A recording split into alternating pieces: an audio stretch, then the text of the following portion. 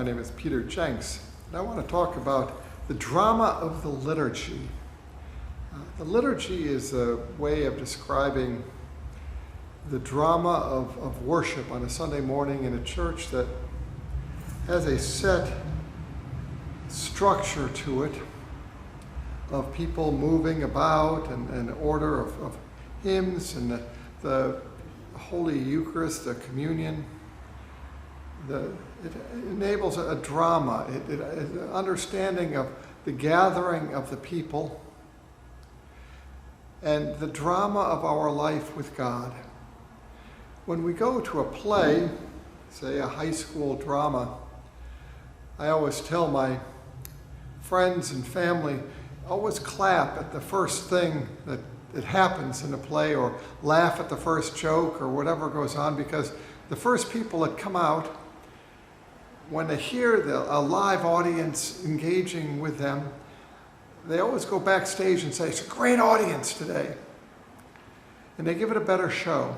And there becomes a connection when there is that engaged relationship between the actors on stage and the audience. That is wonderful and really profound. It's why people put on dramas, and to tell these stories. When an actor gets up, he's telling us a story that somebody has written, or singing a song that somebody has written, sharing the emotions, and it was some very important stories and some great entertainment that we have with this. But the liturgy is different, because as we gather in the congregation here in the pews, we are the actors. We are the ones bringing the story before God. And God, in the case of the liturgy, is the one who is the spectator, or the waiting to hear our story, to hear what we have to say.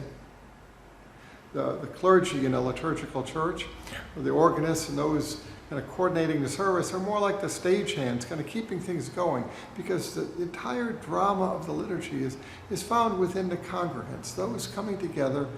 And the story is our story, our song. And the more honest we are, without putting on a show of what I'm wearing and to make sure I'm being seen, but rather that my heart is, my life, my soul is seen by God, and that the singing I do is for God's glory, and that what I say and do might reflect the glory of God.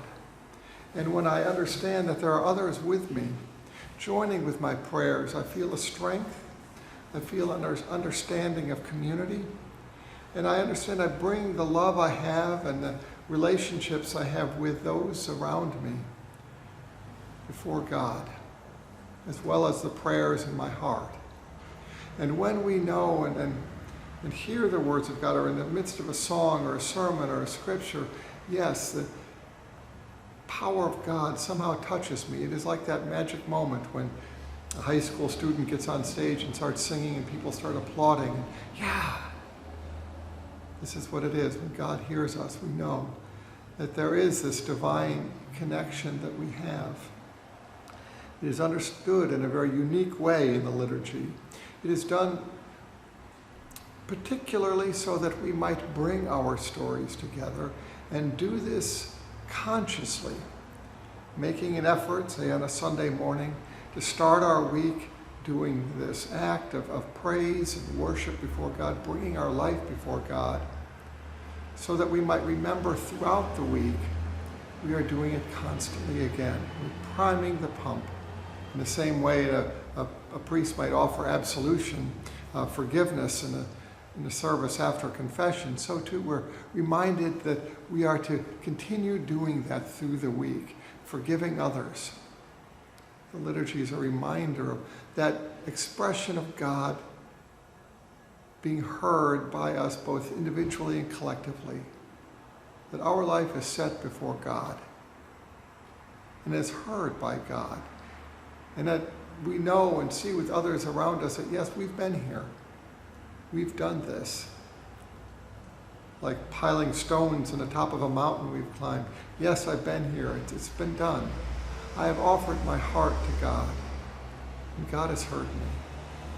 This is the power of the liturgy, the drama of the liturgy, compared to, say, a drama of a play or song being performed on stage is a very powerful expression of faith.